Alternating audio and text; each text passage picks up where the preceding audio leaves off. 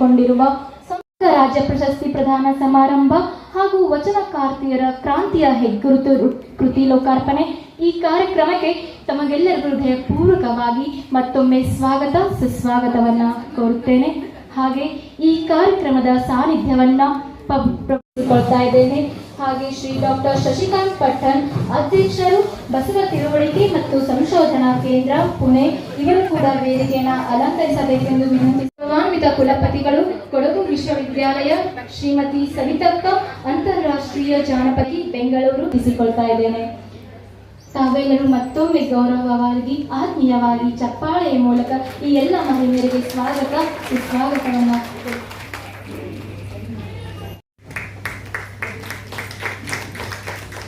ಆತ್ಮೀಯರೇ, ತಮಗೆಲ್ಲರಿಗೂ ಶರಣ ಹೇಳ್ತಾ, ಅಕ್ಕನ ಮನೆ ಪ್ರತಿಷ್ಠಾನವು ವಿವೇಕದಿಂದ ವಿಕಾಸದ ಈ ನೆಲದ ತಾಯಿ ಬೇರಾದ ಜಾನಪದ ಕನ್ನಡ ಸಾಹಿತ್ಯಮುಖಿ ಚಟುವಟಿಕೆಗಳನ್ನು ಹಮ್ಮಿಕೊಂಡಿದ್ದಾರೆ. ಜಾನಪದ ಕಲಾ ಪ್ರಕಾರಗಳನ್ನು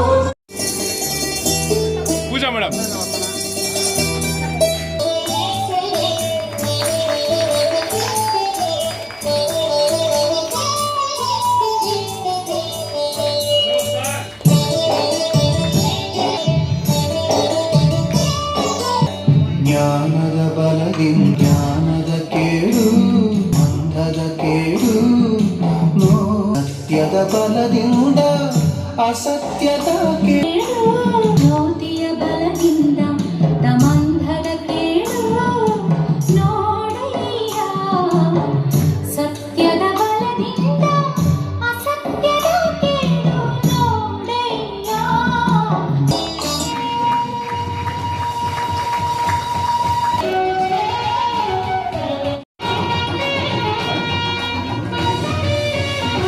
ಇದಕ್ಕೆ ಈ ಸೇವೆ ನಾವು ಮಾಡುವ ಅನ್ನೋ ಮಾತನ್ನ ಆಥಡಿ ಬೆಳಗಾವಿ ನಮ್ಮ ಕರ್ನಾಟಕದ ಗಡಿ ಭಾಗದಲ್ಲಿ ನುಡಿಯ ನಗಾರಿಯನ್ನ ಬಾರಿಸ್ತಾ ಇದ್ದಾರೆ. ನಾವೆಲ್ಲ ನುಡಿಯನ್ನ ಹೇಳೋದು ಕೇಳಿದ್ವಿ, ಆದರೆ ನುಡಿಯ ನಗಾರಿಯನ್ನ ಬಾರಿಸುತ್ತಿರುವಂತಹ ಕನ್ನಡ ನುಡಿ ಗಡಿ ಕಾಯುವಂತಹ ಕನ್ನಡ ಯೋಗಿಗಳು ಈಗಿನ ಕಾರ್ಯಕ್ರಮದ ಸಾನ್ನಿಧ್ಯವನ್ನು ವಹಿಸಿದ್ದಾರೆ. ಬಸವ ಸಿದ್ಧಾಂತವನ್ನ ಪಸರಿಸುವ ಕಾಯಕದೊಂದಿಗೆ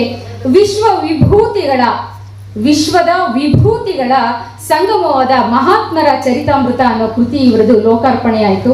ನಾವೆಲ್ಲರೂ ಒಂದು ಕೃತಿಯನ್ನ ಲೋಕಾರ್ಪಣೆ ಮಾಡಿ 6 ತಿಂಗಳಿಗೆ ಮತ್ತೊಂದು ಕೃತಿ ಮಾಡ್ಲಿಕ್ಕೆ ಹೊರಡ್ತೀವಿ. ಆದರೆ ಶ್ರೀಗಳು 2 ವರ್ಷ ಆಗಿದೆ ಅವರ ವಿಶ್ವ ವಿಭೂತಿಗಳ ಮಹಾತ್ಮರ ಚರಿತಾಮೃತ ಕೃತಿ ಇನ್ನೂ ಕೂಡ ಲೋಕಾರ್ಪಣೆ ಆಗ್ತಿದೆ. ಬಹುಶಃ ಕನ್ನಡ ಸಾಹಿತ್ಯದ ಯಾವುದೇ ಕೃತಿ ಇಷ್ಟೊಂದು ಬಾರಿ ಮರುಮುದ್ರಣವನ್ನು ಹೊಂದಿಲ್ಲ ಅಂತ ನಾವು ಕೂಡ ಹೆಮ್ಮೆಯಿಂದ ಹೇಳ್ತಾ ಇದ್ದೀವಿ. ಈ ಕಾರ್ಯಕ್ರಮದಲ್ಲಿ ಕನ್ನಡ ಸಾಹಿತ್ಯ ಲೋಕದ ಧ್ರುವತಾರಿಯಾಗಿ ಇರುವಂತಹ ಈ ಶ್ರೀಗಳು ತಮ್ಮ ಮಠದಲ್ಲಿ ಮುಕ್ತಾಯಿ ಮಹಿಳಾ ಬಳಗ ಅಂತ ಮಹಿಳಾ ಹೆಣ್ಣು ಮಕ್ಕಳ ತಂಡವನ್ನ ಕಟ್ಟಿಕೊಂಡು ಅವ್ರಿಗೆ ಸಾಹಿತ್ಯಿಕ ಚಿಂತನೆಯನ್ನ ಮಾಡಿಕೊಂಡು ಶರಣ ಚಿಂತನೆಗಳನ್ನ ಮಾಡಿಕೊಂಡು ಅವ್ರಿಗೆಲ್ರಿಗೂ ಕೂಡ ನಿರಂತರವಾಗಿ ಮಹಿಳೆಯರು ಏನು ಅಂದಿನ ಅನುಭವ ಮಂಟಪದಲ್ಲಿ ಸ್ತ್ರೀಯರಿಗೆ ಸರಿಸಮಾನವಾದ ಅವಕಾಶ ಇತ್ತು, ಅಂತ ಅವಕಾಶಗಳನ್ನ ಮಾಡಿಕೊಟ್ಟು ಶ್ರೀಗಳು ಮುಕ್ತಾಯಿ ಮಹಿಳಾ ಬಳಗದೊಂದಿಗೆ ಹೀಗೆ ಹಲವಾರು ಶರಣ ಚಿಂತನಾ ಕಾರ್ಯಕ್ರಮಗಳನ್ನ ಬಸವ ಸಿದ್ಧಾಂತಗಳನ್ನ ಎಲ್ಲರಿಗೂ ಪಸರಿಸುವ ಕಾರ್ಯವನ್ನ ಮಾಡ್ತಾ ಇದ್ದಾರೆ. ಹಾಗಾಗಿ ಈ ಅಕ್ಷರ ಕಾಯಕವನ್ನಾಗಿ ಮಾಡಿಕೊಂಡಂತಹ ಅಪಾರವಾದಂತಹ ನಮ್ಮ ಜ್ಞಾನ ಭಂಡಾರವನ್ನು ಹೊತ್ತಿರುವಂತಹ ಶ್ರೀಗಳ ಸಾನ್ನಿಧ್ಯದಲ್ಲಿದ್ದಾರೆ. ಹಾಗೆ ನನ್ನ 6ನೇ ಕೃತಿ ಗಾನ ಗಂಗೋತ್ರಿಗೆ ಮುನ್ನುಡಿಯನ್ನ ಕೂಡ ಬರೆದಂತಹ ಶ್ರೀಗಳು ಇಂದು ಸಾನ್ನಿಧ್ಯದಲ್ಲಿದ್ದಾರೆ. ಅವರಿಗೆ ಮನಃಪೂರ್ವಕವಾಗಿ ಶರಣಾರ್ಥಿಯನ್ನ ಹೇಳ್ತಾ ಈ ಒಂದು ಚಪ್ಪಾಳೆ ತಟ್ಬೋದು, ಏನಾಗಲ್ಲ. ಕಾರ್ಯಕ್ರಮದ ಅಧ್ಯಕ್ಷತೆಯನ್ನ ನನ್ನ ಪ್ರೀತಿಯ ಅಣ್ಣ ಕರ್ನಾಟಕ ರಕ್ಷಣಾ ವೇದಿಕೆ ನಾರಾಯಣಗೌಡರು ವಹಿಸಿದ್ದಾರೆ. ಸಾಮಾನ್ಯವಾಗಿ ನಾವೆಲ್ಲರೂ ಕೂಡ ನಾರಾಯಣಗೌಡರನ್ನ ಅವರ ಕ್ರಾಂತಿಯ ಹೋರಾಟಕ್ಕಷ್ಟೇ ಅವರು ಸೀಮಿತ ಅಂತ ಅಂದ್ಕೊಂಡಿರ್ತೀವಿ. ಆದರೆ ಈ ಸಂದರ್ಭದಲ್ಲಿ ನನಗೊಂದು ವಾಕ್ಯ ನೆನಪಾಗ್ತಾ ಇದೆ. ಕನ್ನಡಕ್ಕೆ ಹೋರಾಡು ಕನ್ನಡದ ಕಂದ, ಕನ್ನಡವ ಕಾಪಾಡು ನನ್ನ ಆನಂದ, ಜೋಗುಳದ ಹರಕೆ ಇದು ಮರೆಯದಿರು ಚಿನ್ನ, ಮರೆತೆಯಾದರೆ ಅಯ್ಯೋ ಮರೆತಂತೆ ನನ್ನ.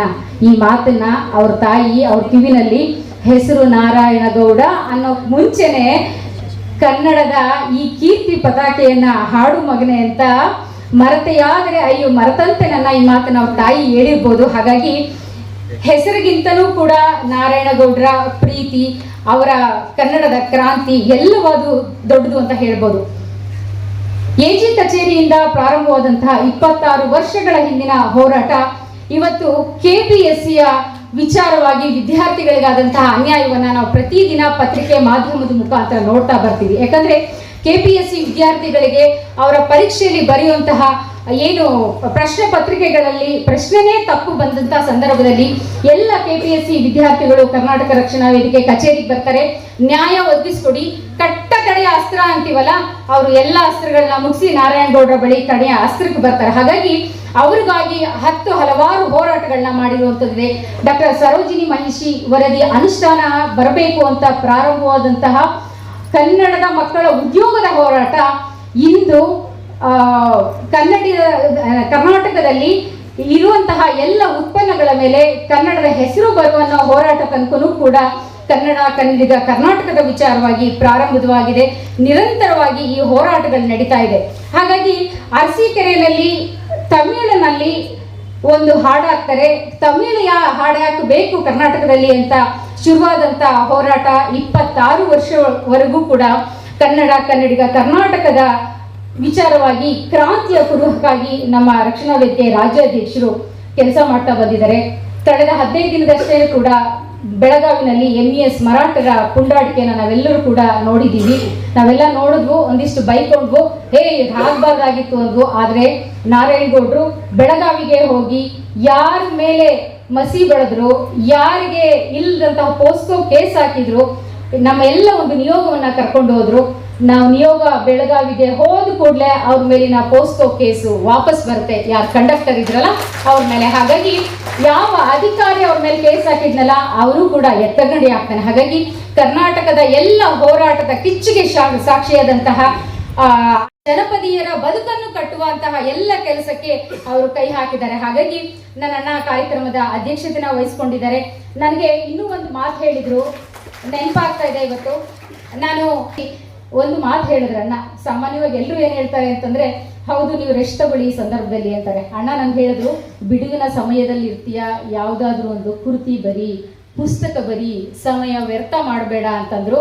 ಆ ಸಂದರ್ಭದಲ್ಲಿ ಹುಟ್ಟಿದ್ದೆ. ಈಗ ಮೊನ್ನೆ ಅಷ್ಟೇ ತೀರ್ಕೊಂಡಂತಹ ಸುಪ್ರಿ ಬೊಮ್ಮಗೌಡರು, ನಾಡೋಜ ಸುಪ್ರಿ ಬೊಮ್ಮಗೌಡರು ಏನು ತೀರ್ಕೊಂಡ್ರು, ಆ ಮೊದಲನೇ ಕೃತಿ ನಂದು ಬಂದಂತಹದ್ದು ಕಾಡಿನ ಹಾಡು ಹಕ್ಕಿಗೆ ಶರಣು. ಈ ಕೃತಿಯ ಮುನ್ನುಡಿಯನ್ನು ಕೂಡ ಅಣ್ಣ ಬರೆದ್ರು.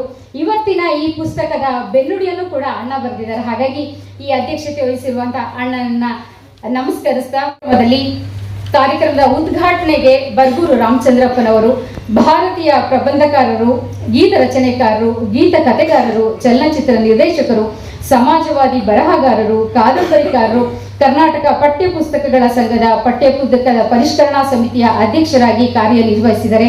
ಮತ್ತೆ ಅಂತಾರಾಷ್ಟ್ರೀಯ ಮಟ್ಟದ ಪ್ರಶಸ್ತಿಗಳನ್ನ ತಮ್ಮ ಮುಡಿಗೇರಿಸಿಕೊಂಡಿದ್ದಾರೆ. ಬಂಡಾಯ ಚಳುವಳಿಯ ಧೀಶಕ್ತಿಯಾಗಿ ನಿಂತು ಇವತ್ತು ಈ ಸಮಾಜವನ್ನ ಒಂದಿಷ್ಟು ರಿಪೇರಿ ಮಾಡೋ ಕೆಲಸಗಳಲ್ಲಿ ಅವರು ಮುಂದಾಗಿದ್ದಾರೆ. ಹಾಗಾಗಿ ಅಂತ ಬರ್ಗೂರು ರಾಮಚಂದ್ರಪ್ಪ ಸರ್ ನನ್ನ ತವರು ಜಿಲ್ಲೆ ತುಮಕೂರು ಜಿಲ್ಲೆಯವರು, ಅದು ಕೂಡ ಒಂದು ಸ್ವಾರ್ಥ ಮತ್ತೆ ಖುಷಿ ಎರಡೂ ಕೂಡ ಇದೆ. ಹಾಗಾಗಿ ಈ ಸಮಾರಂಭದ ಉದ್ಘಾಟಕರಾಗಿ ಆಗಮಿಸಿದರೆ ಅವರಿಗೆ ಹೃತ್ಪೂರ್ವಕವಾದ ಸ್ವಾಗತ ಮತ್ತೆ ವಂದನೆಗಳನ್ನ ಹೇಳ್ತಾ ಇದ್ದಾರೆ. ಬೊಂತಾದೇವಿ ಶರಣೆ ಬೊಂತಾದೇವಿ ಪ್ರಶಸ್ತಿ ಪ್ರದಾನ ಮಾಡಲಿಕ್ಕೆ ಬಂದಿರುವಂತಹ ಡಾಕ್ಟರ್ ಹೇಮಲತಾ ಮಹೇಶ್ ಅವರು ಇವತ್ತು ವೇದಿಕೆ ಮೇಲೆ ಆಸೀನರಾಗಿದ್ದಾರೆ. ವೃತ್ತಿಯಲ್ಲಿ ವಕೀಲರಾಗಿದ್ದರೂ ಕೂಡ ಪ್ರವೃತ್ತಿಯಲ್ಲಿ ಸಾಹಿತಿಗಳಾಗಿದ್ದಾರೆ. ಕರ್ನಾಟಕ ಲೇಖಕಿಯರ ಸಂಘದ ಅಧ್ಯಕ್ಷರಾಗಿದ್ದರು. ಈಗಾಗಲೇ 14 ಕೃತಿಗಳ ಲೋಕಾರ್ಪಣೆಯಾಗಿದೆ. ಮಹಿಷಿ ಚಾರಿಟಬಲ್ ಟ್ರಸ್ಟ್ನ ಟ್ರಸ್ಟಿಗಳಾಗಿ ಕೆಲಸ ಮಾಡ್ತಾ ಇದ್ದಾರೆ. ಕನ್ನಡ ಪುಸ್ತಕ ಪ್ರಾಧಿಕಾರದ ಸದಸ್ಯರಾಗಿ ಎಲ್ಲದಕ್ಕಿಂತ ಮುಖ್ಯವಾಗಿ ಸರಳತೆ ದಕ್ಷತೆಗೆ ಹೆಸರಾಗಿರುವಂತಹ ಅಮ್ಮ ಹೇಮಲತಾ ಮಹೇಶ್ ಅವರು ನಮ್ಮೊಂದಿಗಿದ್ದಾರೆ. ಇನ್ನೂ ಒಂದು ಖುಷಿ ಅಂತಂದ್ರೆ, ನಾವೆಲ್ಲ ಏನು ಸರೋಜಿನಿ ಪಾದಾರ್ಪಣೆ ಮಾಡಿದ್ರು, ಕರ್ನಾಟಕಕ್ಕೆ ಪಾದಾರ್ಪಣೆ ಮಾಡಿದ್ರು, 50ಕ್ಕೂ ಹೆಚ್ಚು ಚಲನಚಿತ್ರಗಳಲ್ಲಿ ಅಭಿನಯಿಸಿದಂತಹ ಕೀರ್ತಿ ಆ ಹೆಣ್ಮಗಳಿಗಿದೆ. ನನಗೆ ಪೂಜಾ ಗಾಂಧಿ ಅವರಿಗೆ ಪ್ರಶಸ್ತಿಯನ್ನ ಘೋಷಣೆ ಮಾಡೋ ಮುನ್ನ ಒಂದಿಷ್ಟು ಜನ ಹಿರಿಯವರ ಹತ್ರ ಮಾತಾಡಿದೆ. ನನ್ನ ಒಬ್ರು ಪ್ರಶ್ನೆ ಮಾಡಿದ್ರು, ಯಾಕೆ ಪೂಜಾ ದೇವಿಯವ್ರಿಗೆ ಪೂಜಾ ಗಾಂಧಿ ಅವ್ರಿಗೆ ಬೊಂತಾದೇವಿ ಪ್ರಶಸ್ತಿ ನೀಡ್ತೀರಿ ಅಂತ. ಶರಣೆ ಬೊಂತಾದೇವಿಯವರು ಉತ್ತರ ಪ್ರದೇಶದಿಂದ, ಶರಣ ಬೊಂತಾದೇವಿಯವರು ಅಲ್ಲ ಪೂಜಾ ಗಾಂಧಿಯವರು ಉತ್ತರ ಪ್ರದೇಶದಿಂದ ಕರ್ನಾಟಕಕ್ಕೆ ಬರ್ತಾರೆ, ಕನ್ನಡದವರಾಗಿ ಉಳಿತಾರೆ, ಕನ್ನಡ ಚಿತ್ರರಂಗದಲ್ಲಿ ಬೇರೆ ಮಟ್ಟದಲ್ಲಿ ಅವರು ಕೆಲಸ ಮಾಡ್ತಾರೆ. ಎಲ್ಲದಕ್ಕಿಂತ ಮಿಗಿಲಾಗಿ ಒಬ್ಬ ಕನ್ನಡತಿಯಾಗಿ ಕನ್ನಡ ಚಿತ್ರರಂಗದಲ್ಲಿ ಇರ್ತಾರೆ, ಕನ್ನಡದ ವಚನಗಳನ್ನ ಅದ್ಭುತವಾಗಿ ಹೇಳ್ತಾರೆ, ಕನ್ನಡದ ಹಾಡುಗಳನ್ನ ಆಡ್ತಾರೆ. ಅವರ ಮಾತನ್ನ ಈಗ ಕೇಳ್ತೀರಾ, ನಿಮಗೆ ಗೊತ್ತಾಗುತ್ತೆ.